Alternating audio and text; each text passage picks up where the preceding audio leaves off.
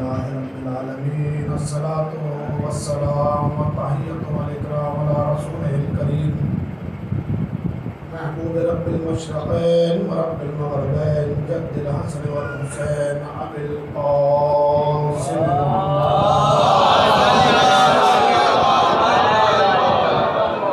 وعلى آل بيته الطيبين الطاهرين المعصومين ولعنة الله على أعدائهم وقاسم حقوقهم ومنكر فضائلهم ومصائبهم وسخاوتهم وشجاعتهم وعطشهم أجمعين.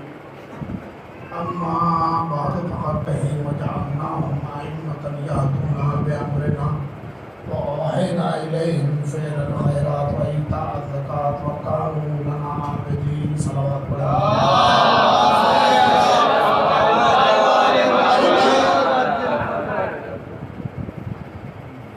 ارباب اعزاز، سورہ انبیاء کی آیت نمبر 72 اس مہینے کی تلاوت کی ہے. 72 ارشاد رب العزت ہو رہا ہے کہ ہم نے کچھ لوگوں کو عہدہ امامت سے سرفراز کیا ہے. ان کا کام یہ ہے کہ وہ ہمارے حکم سے لوگوں کی ہدایت کرتے ہیں. وَأَوْحَيْنَا إِلَيْهِمْ فِعْلَ الْخَيْرَاتِ، ہم نے ان کی طرف اچھے کاموں کی وحی کی ہے. وَإِقَامَ الصَّلَاةِ، نماز کے قائم کرنے کی وحی کی ہے. وَإِيتَاءَ الزَّكَاةِ، اور ہم نے زکوٰۃ ادا کرنے کی وحی کی ہے. وَكَانُوا لَنَا عَابِدِينَ، یہ لوگ جن کو ہم نے امام بنایا ہے یہ آخر ہے کون؟ تو فرماتا ہے کانوا لنا عابدین، یہ تو ہمارے پرانے عبادت گزار بندے ہیں. یہ ہمارے پرانے عبادت گزار بندوں میں سے ہیں. عزیزوں، اور جلدی جلدی بیان کروں گا، کوئی تمہید نہیں ہے. اللہ نے کچھ لوگوں کو عہدہ امامت سے سرفراز کیا. ٹھیک، ان کا کام کیا ہے؟ کام ہے ان کا ہدایت کرنا. تو قرآنی نیم اور قانون کے اعتبار سے یہ پتہ چل گیا کہ ہدایت کا کام جو ہے وہ امام کرتا ہے. کوئی عام انسان کے بس کا یہ کام نہیں ہے. لیکن سماج میں، معاشرے میں ہم دیکھیے، جسے دیکھیے وہ ہادی بنا پھر رہا ہے. اپنے اوپر غور نہیں کرتا، دوسروں کو سارا علم دوسروں کے اوپر اپلائی ہوتا ہے. ساری نصیحتیں دوسروں کے لیے. بندے خدا یہ جتنی نصیحتوں کے پھول دوسروں پر نچھاور کرتا ہے، ان کی خوشبو خود بھی تھوڑی سونگ لیا کر.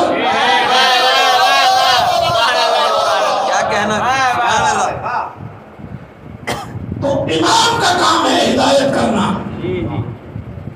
ٹھیک ہے، اب کیا صرف امام ہی کا کام ہے؟ کوئی اور یہ کام انجام دے سکتا ہے یا نہیں دے سکتا؟ یقیناً کچھ اور بھی ایسے افراد ہیں یا ایسی شخصیات ہیں جن کے ذریعے سے اللہ یہ ہدایت کا کام لیتا ہے. قرآن مجید کا دوسرا سورہ ابتدائی آیت کیا ارشاد ہوا؟ الف لام میم ذالک الکتاب لا ریب فیہ، آگے ہدی للمتقین. امام ہدایت کا کام کرتے ہیں تو ہم نے کہا کہ بھئی اور بھی کوئی تلاش کرے، کوئی اور تو نہیں ہدایت کرتا، کبھی ہم رہ جائیں. تو پتہ چلا کہ صرف امام نہیں کرتے، یہ قرآن بھی ہدایت کرتا ہے. قرآن کو بھی اللہ نے یہ کام سونپا ہے کہ وہ بھی ہدایت کا کام انجام دیتا ہے. لیکن میرے عزیزوں، ایک سوال یہاں یہ پیدا ہوتا ہے کہ پروردگار عالم نے پوری نوع بشریت کو خلق کیا، ٹھیک ہے، تو جو اللہ پہلا بشر بنا کر بھیج رہا تھا اس نے اسے ہی ہادی بنا کر بھیجا. تو جس کا انتظام اتنا ٹائٹ ہے کہ ابھی کوئی بھٹکنے والا نہیں، بتانے والا بھیج دیا. ابھی کوئی ہے نہیں، وہی پہلا انسان ہے، تو انتظام اتنا پختہ مضبوط، ٹھیک ہے. تو اس کی ساری مخلوق کی ذمہ داری اللہ پر جاتی ہے کہ سب کی ہدایت کا انتظام اسی کے سر ہے. عزیزوں، میں نے آیت پڑھ دی، ترجمہ کر دیا، آپ نے واہ اور سبحان اللہ کے صدائیں بھی بلند کر دی، لیکن آپ نے غور نہیں کیا کیا کہ قرآن سب کو ہدایت نہیں کرتا. قرآن ہدایت تو کرتا ہے، لیکن قرآن کی ہدایت کنڈیشنل ہے، سب کو نہیں، متقین کو ہدایت کرتا ہے. بار الہ، ساری مخلوق تو تیری ہی مخلوق ہے، تو نے یہ قرآن کو ایک خاص طبقے سے خاص کیوں کیا ہے؟ جب تو نے اپنی ربوبیت کا اعلان کیا تو ارشاد ہوا الحمدللہ رب العالمین. عالمین کا مطلب کیا ہوتا ہے؟ جو بھی کچھ زمین اور آسمان کے درمیان میں ہے تو سب کا رب ہے، تو سب کا رب ہے، ٹھیک ہے. جو تجھے مانتے ہیں تو ان کا بھی رب ہے، جو تیرے ہی سامنے کھڑے ہو کر کہتے ہیں انا ربکم الاعلی، ان کا بھی رب ہے. جو تو ماننے والے ہیں ان کا بھی رب، جو تیرا انکار کرنے والے ہیں تو ان کا بھی رب. تو مسلمانوں کا رب نہیں ہے، صرف کلمہ پڑھنے والوں کا رب نہیں ہے، صرف طواف خانہ کعبہ کرنے والوں کا رب نہیں ہے، پھر لا الہ الا اللہ کہنے والوں کا رب نہیں ہے، سب کا الحمدللہ ہے رب العالمین. پروردگار تیری ربوبیت تو کسی سے خاص نہیں، تو سب کا رب ہے. پھر تمہیں اپنے نبی کو رحمت بنا کر جب دنیا میں بھیجا تو اپنے نبی کے لیے بھی یہی دستور اپنایا، جیسے تو سب کا رب ہے تیرا نبی بھی سب کے لیے رحمت. وَمَا أَرْسَلْنَاكَ إِلَّا رَحْمَةً لِلْعَالَمِينَ. توجہ، ہم نے نہیں بھیجا مگر یہ کہ عالمین کے لیے رحمت بنا کر. اے میرے حبیب، تو جو محمد رسول اللہ کہتے ہیں یہ ان کے لیے بھی رحمت ہے، جو اسے ساحر و مجنون کہتے ہیں یہ ان کے لیے بھی رحمت ہے. اور اگر رحمت نہ ہوتا تو اللہ نے جب کہا تھا اے میرے حبیب یہ لوگ تجھے پتھر مارتے ہیں، جادوگر کہتے ہیں، مجنون کہتے ہیں، تو کہے تو میں ان کے اوپر عذاب نازل کر دوں. اور رسول اسلام نے ارشاد فرمایا اے میرے پروردگار یہ ابھی مجھے پہچانتے نہیں ہیں، یہ مجھے ابھی پہچانتے ہی نہیں ہیں، ان پر عذاب نازل مت کر. کیوں اللہ سے درخواست کی؟ کیونکہ رحمت بن کر آئے تھے. سب کے لیے رحمت، دشمنوں کے لیے رحمت، دوستوں کے لیے رحمت، مشرکوں کے لیے رحمت، مسلمانوں کے لیے رحمت، سب کے لیے رحمت، ٹھیک ہے. پھر اللہ نے ایک اور چیز کا ذکر قرآن میں کیا، ارشاد ہوا اول بیت وضع للناس للذی ببکۃ مبارکا وہدی للعالمین. سب سے پہلا گھر جو اس سرزمین پر بنایا گیا وہ مکے کی سرزمین میں ہے.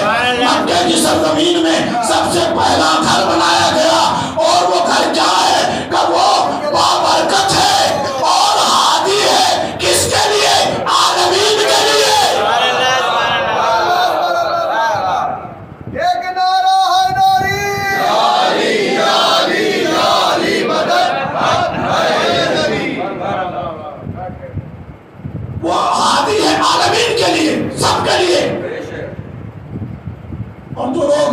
حج کی سعادت حاصل کر چکے ہیں، انہوں نے دیکھا ہوگا کہ جگہ جگہ بورڈ لگے ہوئے ہیں نان مسلم ناٹ الاؤڈ۔ یہاں تو نے کعبے میں سب کا داخلہ بھی نہیں رکھا ہے، پھر بھی کعبے کے لیے کہہ رہا ہے کہ عالمین کے لیے رحمت اور مبارک ہے۔ میرے عزیزوں، اللہ نے اپنی ربوبیت کا اعلان کسی خاص طبقے سے نہیں کیا، اپنے نبی کو رحمت بنایا، کسی خاص گروہ کے لیے نہیں۔ خانہ کعبہ کو مبارک اور بابرکت بنایا، ہادی بنایا، کسی خاص طبقے کے لیے نہیں۔ اے میرے پروردگار، جب تو نے یہ دستور ہے تیرا، تو جو کچھ بھی انتظام کرتا ہے عالمین کے لیے کرتا ہے، سب کے لیے کرتا ہے۔ عالمین کو اپنے دستور میں چار دیواری میں اس کو لے لیتا ہے، لیکن یہاں تم نے کیا کیا؟ اپنا ہی دستور توڑ دیا، تم نے اپنا ہی دستور بریک کیا۔ تم نے قرآن کو صرف ایک طبقے سے خاص کر دیا۔ یہ قرآن سب کو ہدایت نہیں کرتا، کس کو کرتا ہے؟ متقین کو، صاحبان تقوی کو ہدایت کرتا ہے۔ ابھی بھی نہیں پہنچے تو آ جائیے میرے عزیزوں، میں بتاؤں آپ کو کہ یہ قرآن متقین کو صرف کیوں ہدایت کرتا ہے؟ اس لیے کہ پیغمبر اکرم نے علی کو سامنے بیٹھا کر یہ جملے ارشاد فرمائے تھے، یا علی تیری محبت تقوی ہے، تیرا قوم کفر ہے۔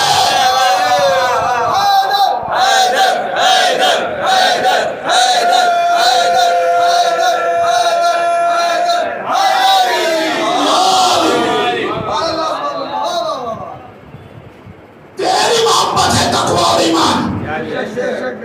تو جس کے دل میں محبت علی ہوگی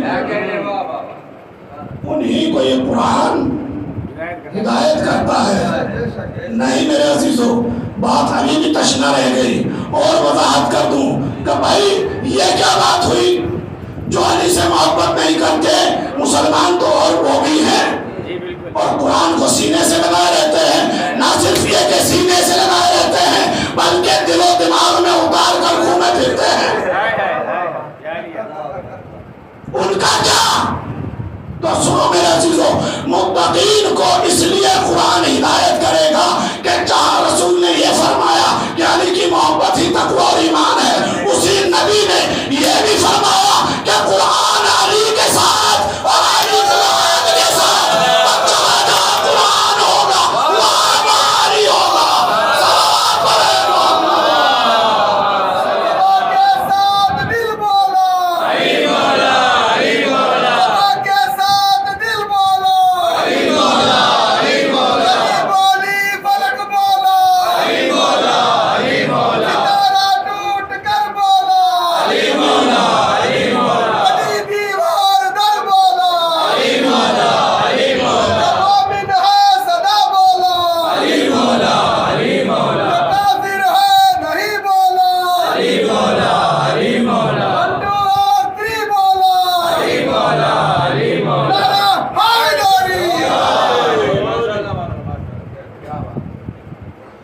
جس کے ساتھ قرآن ہے اسی کو محبت علی ہے، اور جس کو محبت علی ہے قرآن اسی کو ہدایت کرے گا۔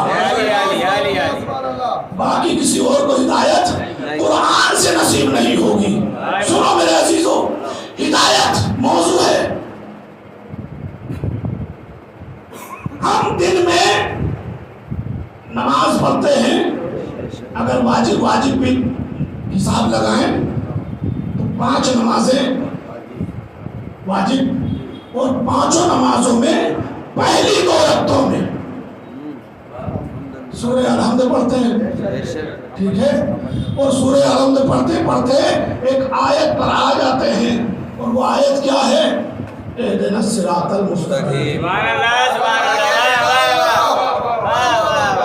اہدنا الصراط المستقیم۔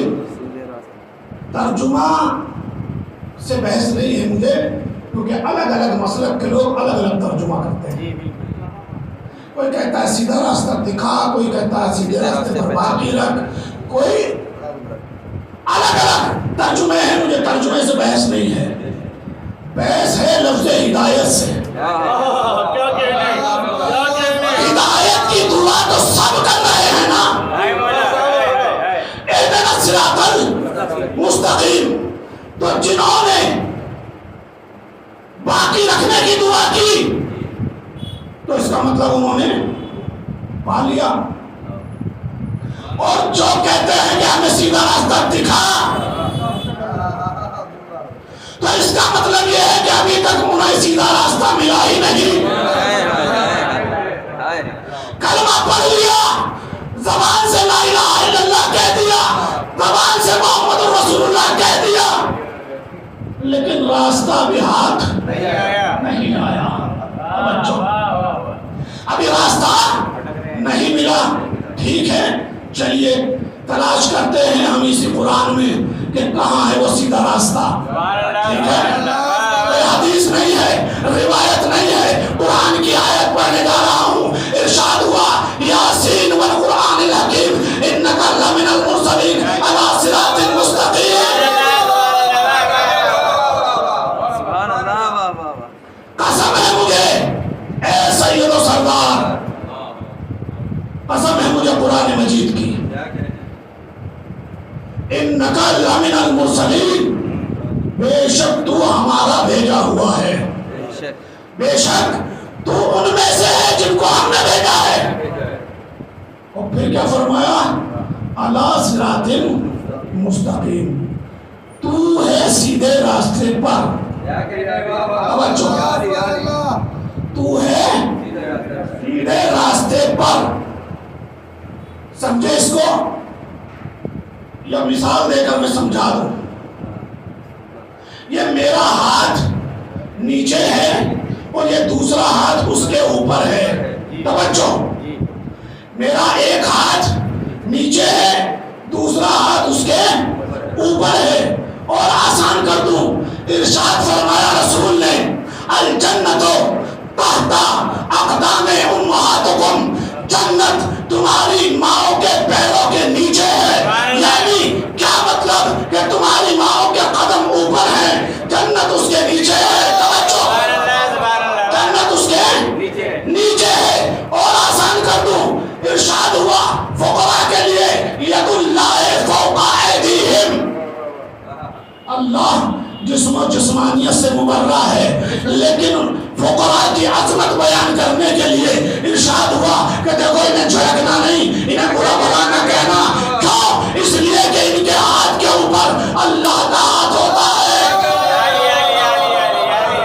ان کے ہاتھ کے اوپر اللہ کا ہاتھ ہوتا ہے، تو تحت اور فوق کا مطلب سمجھ گئے کہ نیچے ہونا اور اوپر ہونا کیا ہے۔ اللہ نے ارشاد فرمایا یاسین والقرآن الحکیم انک لمن المرسلین علی صراط مستقیم، میرے حبیب تو سیدھے راستے پر ہے، سبحان اللہ، سبحان اللہ، توجہ، اب اگر سیدھے راستے کی تلاش میں ہو تو صبح سے شام تک ٹکریں مارنے کی ضرورت نہیں ہے، قدم رسول کو دیکھتے جاؤ، سیدھا راستہ ہے رسول کے قدموں میں، یہ قدم کا کیا کہنے، سبحان اللہ، توجہ، رسول کے قدموں کو دیکھتے جاؤ، جہاں جہاں رسول کے قدم پڑتے جائیں گے، جہاں جہاں رسول کے قدم پڑیں گے وہیں پر صراط مستقیم ہوگی۔ اگر رسول، توجہ، اگر رسول بستر پہ ہے تو صراط مستقیم بستر پہ ہے، اگر رسول ہجرت کے راستے میں ہے تو صراط مستقیم ہجرت میں ہے، اگر رسول محراب میں ہے صراط مستقیم محراب میں ہے، اگر رسول جنگ میں ہے صراط مستقیم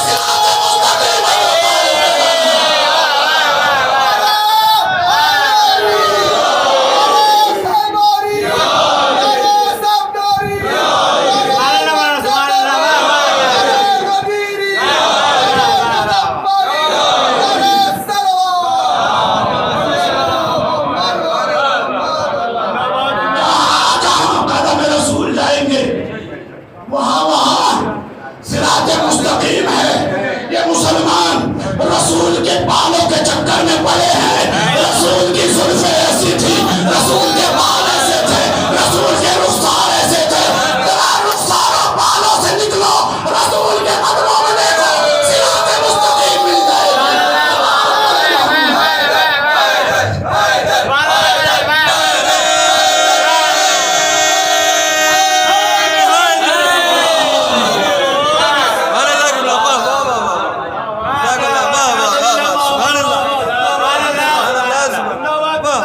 रसूल के कदमों को देखो, वहाँ है सिरात मुस्तकीम। और अब मेरे अजीजों, बड़ी तवज्जो के साथ मेरा अगला फिक्रा सुन लीजिए। कुरान के पहले लफ्ज़ बिस्मिल्लाह से लेकर और वन्नास की नौ सीन तक पूरे कुरान को तलाश कर जाइए। किसी नबी के लिए अल्लाह ने ये लफ्ज़ इस्तेमाल नहीं किया कि फला फला फला तुम भी सिरात मुस्तकीम पर हो। आदम से लेकर ईसा तक किसी के लिए नहीं कहा कि तुम भी सिरात मुस्तकीम पर हो। हमसे लोग पूछते हैं कि साहब वो तो हमारी तरह खाते पीते थे, दरबार था, सब कुछ था, तो हमारे जैसे हुए ना। आओ हम बताते हैं कि मोहम्मद की जात क्या है। जब सारे नबी मिलकर मोहम्मद की बराबरी न कर सके, सुनो कुरान ने क्या कहा दूसरे नबियों के लिए। इरशाद हुआ वज्तबैनाहुम वहदैनाहुम इला सिरातिल मुस्तकीम। जब हमने दूसरे नबियों को उनकी बारी आई तो पहले हमने उन्हें सिलेक्ट किया, पहले उन्हें चुना, सिलेक्ट किया। वहदैनाहुम और हमने उनकी हिदायत की। तवज्जो, हमने उन्हें पहले चुना और चुनने के बाद उनकी हिदायत की। कहा इला सिरातिल मुस्तकीम, सीधे रास्ते की तरफ।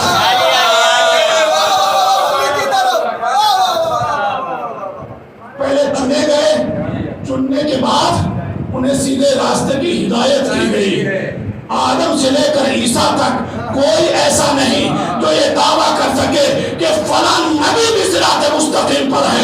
अब आइए सूरह नहल में चलते हैं और परवरदिगार आलम ने सूरह नहल में एक और इशारा दिया, नाम किसी का नहीं लिया। यही तो लताफत है कुरान की। नाम नहीं बताया, एक सिफत बताई। क्या? वमन यअमुरु बिल अदल वहुवा अला सिरातिल मुस्तकीम। एक तो मेरा नबी सिरात मुस्तकीम पर है, एक और है उसका नाम नहीं है, सिफत है।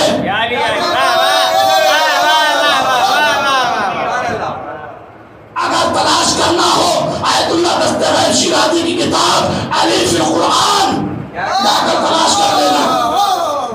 क्या? वमन यअमुरु बिल अदल वहुवा अला सिरातिल मुस्तकीम। एक और है जो अदालत कायम करने का हुक्म देता है और वो भी सिरात मुस्तकीम पर है।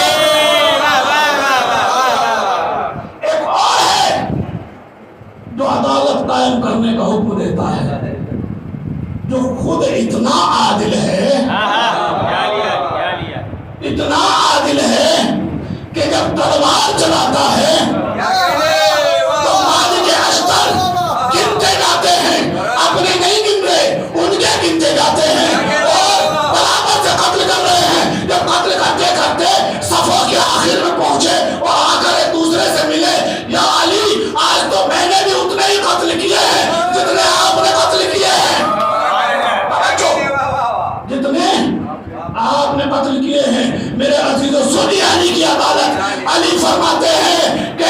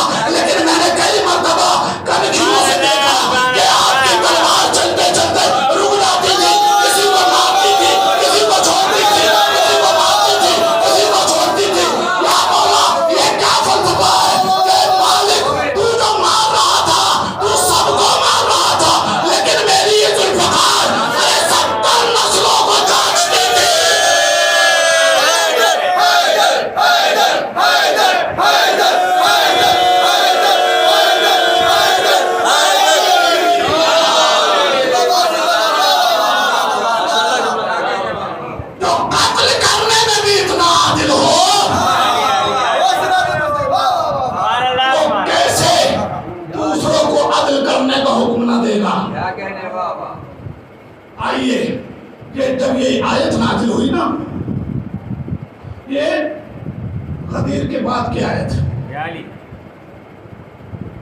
عبداللہ ابن مسعود ایک بہت بڑے صحابی ہیں، برگزیدہ صحابی ہیں، وہ اس دن نہیں تھے جس دن رسول اسلام نے یہ آیت سنائی ہے۔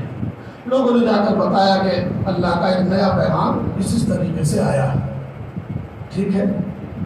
مسجد نبوی چھلک رہی ہے صحابہ سے۔ عبداللہ ابن مسعود اگلے دن حاضر ہوئے، حاضر ہونے کے بعد رسول کے سامنے بیٹھے، یا رسول اللہ فلاں فلاں سے سنا ہے کہ کوئی اس طرح کا پیغام آیا ہے، اس طرح کا کوئی پیغام آیا ہے۔ ابھی رسول جواب دیتے اس سے پہلے ہی ایک عجیب واقعہ پیش آیا۔ میں یہاں مجلس پڑھ رہا ہوں، اچانک پیچھے سے کوئی آواز پیدا ہو کچھ گرنے کی، تو سارے لوگ میری طرف کے بجائے ادھر دیکھنے لگیں گے۔ ایک لمحے کے لیے ادھر ضرور دیکھیں گے یہ کیسی آواز ہے، ٹھیک ہے۔ یہ انسان کی فطرت ہے، نیچر ہے۔ یہی ہوا مسجد نبوی میں بھی۔ جیسے ہی عبداللہ ابن مسعود نے یہ سوال کیا رسول سے، وَمَن يَأْمُرُ بِالْعَدْلِ وَهُوَ عَلَى صِرَاطٍ مُسْتَقِيمٍ، اے رسول اسلام یہ بتائیے کہ اس آیت میں کس کی طرف اشارہ کیا گیا ہے، اس میں کس کو مصداق بنایا گیا ہے، اس میں کسی کا نام تو نہیں ہے۔ میرے عزیزوں، ابھی رسول جواب دیتے اس سے پہلے ہی ایک دروازہ کھلنے کی آواز آئی۔ دروازہ کھلنے کی آواز آئی، کون سا دروازہ ہے؟ کہ یہ وہی دروازہ تھا جو سارے دروازے بند کروانے کے باوجود کھلا رہا۔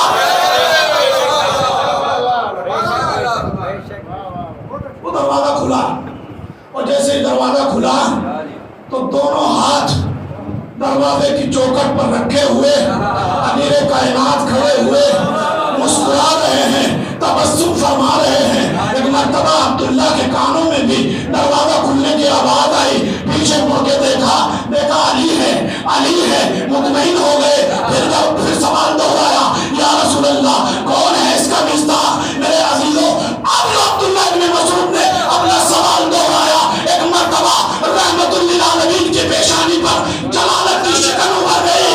عبداللہ کیسی احمقوں جیسی باتیں کرتا ہے، ارے تو دیکھتا بھی جاتا ہے اور سوال بھی کرتا ہے۔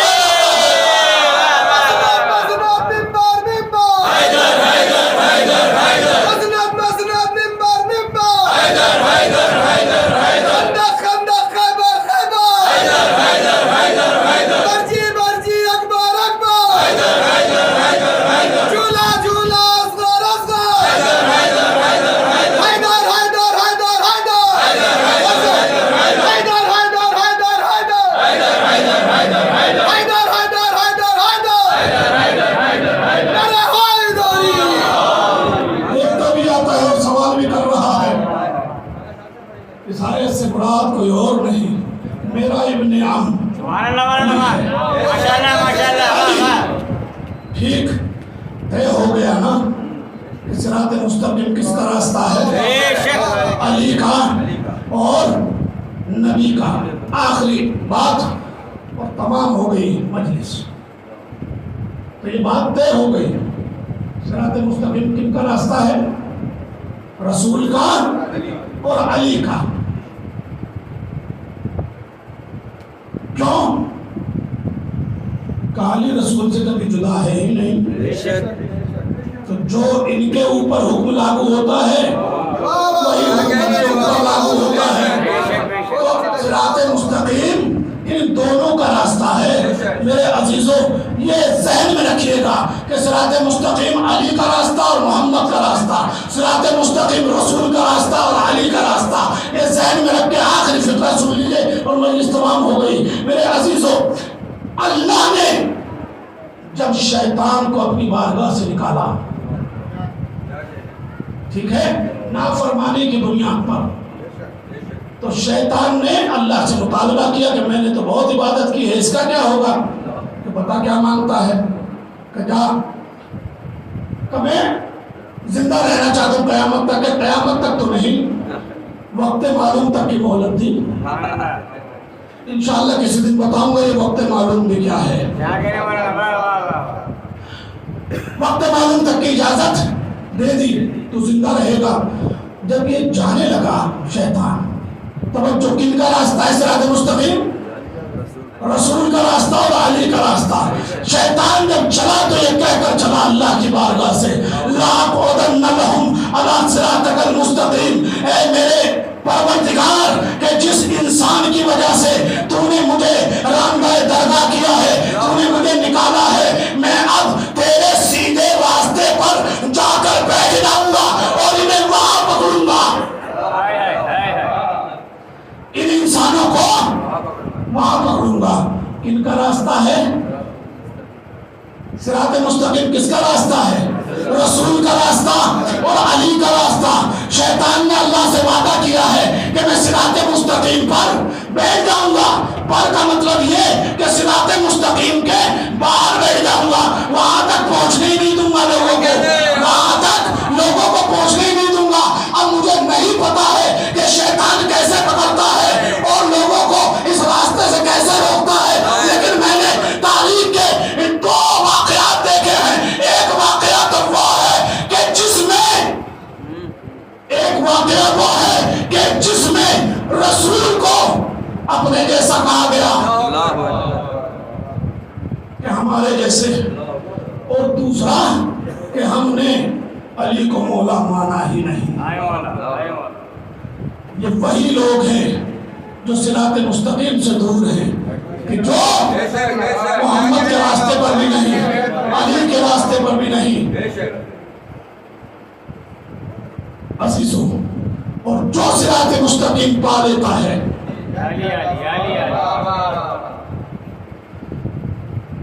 وہ لاکھ پہلوں میں بھی ہوتا ہے تب بھی اپنی منزل تک پہنچ جاتا ہے.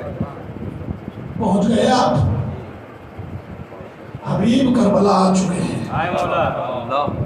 کون ہے حبیب؟ حسین نے رجل فقی کہا تھا. رجل فقی، فقی کسے کہتے ہیں؟ جس نے دین کو اچھی طرح سمجھ لیا ہو اور اس میں یہ صلاحیت ہو کہ دوسروں کو بھی اچھی طرح سمجھا سکے، اس کو فقی کہا جاتا ہے. دنیا میں پڑھ لکھ کر فقی ہو جانا اور بات ہے، امام وقت جسے فقی ہے اس کی فقاہت میں کسی کو شک نہیں ہونا چاہیے. امام وقت نے کہا ہے فقی بچپن سے جانتے ہیں، ایسے نہیں فقی کہہ دیا. آپ بھی اپنے دوست احباب میں بزرگ ہو گئے اور جب ان کا ذکر آتا ہے میاں بچپن سے جانتے ہیں. حبیب بچپن کے دوست ہیں، بچپن سے جانتے ہیں. حسین چلتے تھے تو قدموں کی خاک اٹھا کر چہرے پر ساتھ اٹھاتے بچپنے میں.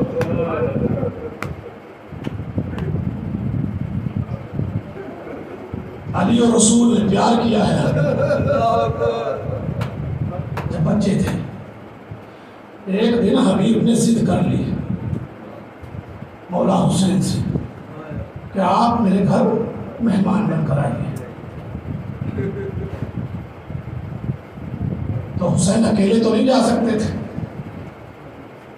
تو رسول کی بھی دعوت ہوئی اور رسول کے ساتھ چلے.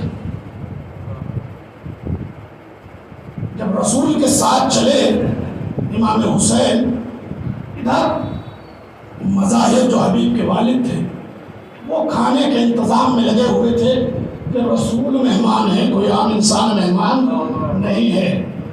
وہ انتظامات میں لگے تھے. روایت میں لکھا ہے کہ حبیب چونکہ بچے تھے چھت کے اوپر کھڑے ہوئے تھے اور جھک جھک کر راستے کو دیکھ رہے تھے. راستے پر حبیب نے نگاہیں لگائی ہوئی تھی، میرا آقا کب آئے گا، کب آئے گا میرا مولا. اور بس لکھا ہے کہ شاید حبیب کچھ زیادہ جھک گئے اور اپنے آپ کو نہ سنبھال سکے اور چھت سے نیچے گر گئے. نتیجے میں حبیب کی جان چلی گئی. ٹھیک ہے. مظاہر نے اپنے بچے کے لاشے کو اٹھایا, گھر کے گوشے میں کپڑے میں لپیٹ کر چھپا کر رکھ دیا. رسول آ گئے, حسین آ گئے, کھانے کا بندوبست ہوا. ایک مرتبہ حسین علیہ السلام نے فرمایا میرا دوست حبیب نظر نہیں آ رہا. مظاہر کہیں تو کیا کہیں, کہا جائے گا بھی آپ بسم اللہ فرمائیے. تو حسین نے کہا کہ یہ تو ممکن نہیں ہے. حسین اپنے دوست کے بغیر کھانا کھا لیا.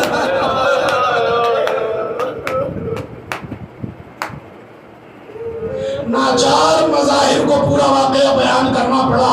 میرے عزیزوں جانتے ہو نا حسین کتنا کریم ہے, جانتے ہو نا جو اس کے دروازے پر آ جاتا ہے جس کے نصیب میں بھی نہ ہو یہ حسین ہی دیتا ہے.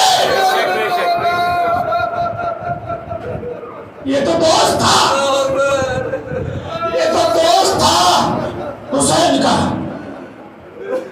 نانا حبیب کے حق میں دعا فرمائے. راوی کہتا ہے کہ رسول نے حبیب کے لیے دعا کی اور حکم خدا سے حبیب دوبارہ زندہ ہو گئے.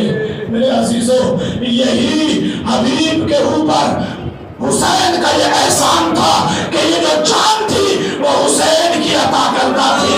حبیب نے کہا اے آقا آپ نے مجھے بلایا ہے, آپ کی دی ہوئی جان ہے, آپ ہی پر فدا کروں گا,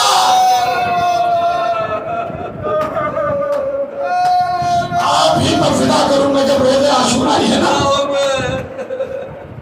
اور ظہر کا وقت ہوا, ابو سمامہ سیدابی اسدی جو صحابہ میں سے امام حسین کے کربلا میں موجود ہیں, ایک مرتبہ آسمان کی طرف دیکھا, کہا مولا یہ نماز کا وقت قریب ہے, نماز کا وقت قریب ہے. مولا نے اس کو دعا دی اللہ تجھے نماز گزاروں میں شمار فرمائے. ایک مرتبہ حبیب کی طرف اشارہ کیا, حبیب جاؤ جا کر ہمارے ساتھ سے کہہ دو کہ ہم اتنی مہلت دے دیں کہ ہم نماز ادا کر لیں. میرے عزیزوں جانتے ہیں جیسے ہی حبیب ابن مظاہر وہاں گئے تو وہاں سے ایسا جاہلانہ جواب ملا کہ حسین نماز پڑھ کر کیا کریں گے, حسین کی نماز تو قبول ہونے والی اب نہیں ہے. میرے عزیزوں بس اتنا سننا تھا کہ ایک مرتبہ بچپن کے دوست حبیب کو جلال آ گیا اور وہیں سے بابا نے بلند کہا مولا اب آخری نماز آپ کے نانا کے پیچھے جنت میں ادا کروں گا. اور یہ کہہ کر اس کے اوپر حملہ کیا, میرے ساتھ پیچھے آنا. ارے لکھا ہے کہ بوڑھے حبیب نے 80 افراد کو قتل کیا. ہاں عزیزو ایک مرتبہ چاروں طرف سے حبیب کو گھیرا. آخر میں تو یہی ہونا تھا نا, حبیب نے بوڑھا مجاہد کتنا لڑتا, چاروں طرف سے گھیر لیا گیا.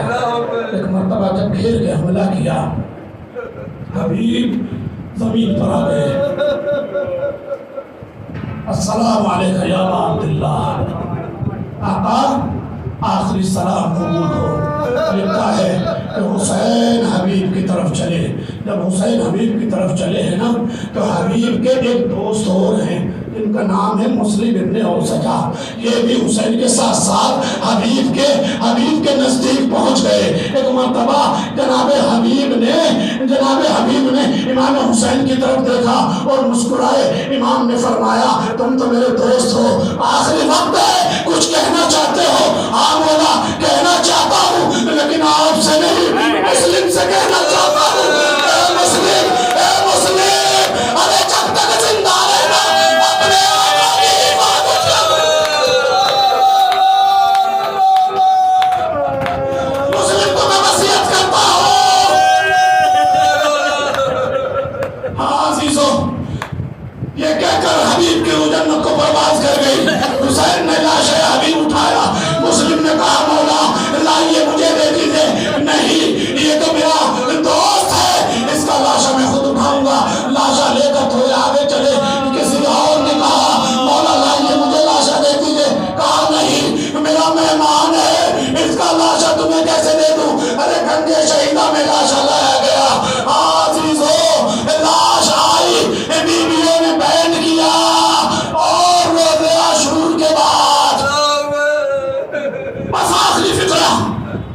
आशूर के बाद जब बीवियों को असीर करके नेज़ों पर सरों को बुलंद करके करबला से कूफा ले जाया गया, तो हबीब का एक बेटा है जिसका नाम है कासिम इब्न हबीब।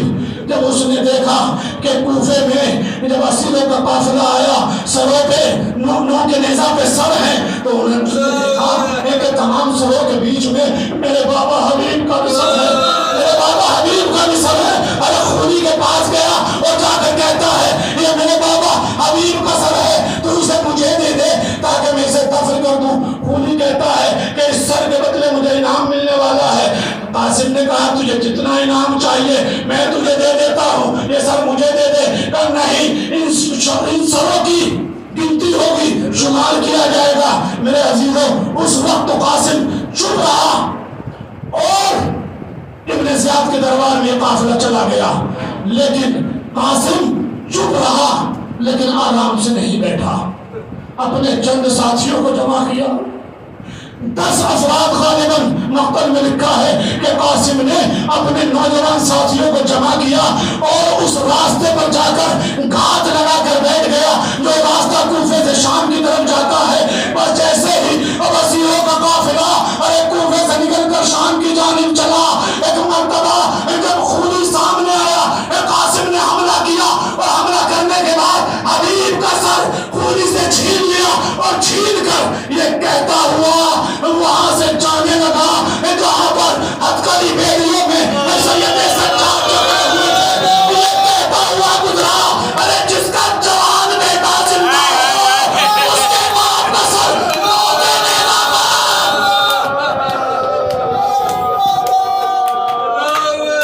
ऐसी जवान औलाद पर तोहफे, ये कहता हुआ वहां से कासिम चला गया। अरे सज्जाद के कानों में ये फिक्रे आए, सज्जाद हथकड़ी बेड़ियां संभाले हुए उस नेज़े के पास आए जिस पर बाबा का सर था। ए बाबा, ये हबीब का बेटा सही तो कहता है, जिसका जवान बेटा मौजूद हो उसके बाबा का सर नौ के नेज़ा पर। अरे बाबा, मैं क्या करूं, मशीयत में मेरे हाथ बांधे हुए हैं। अल्लाह कौम ज़ालिमीन व सयअलमुल लज़ीना अय्या मुनक़लिबिन यनक़लिबून।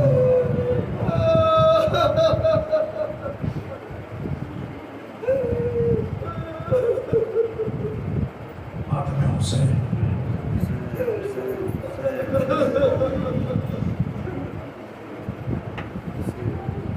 तमाम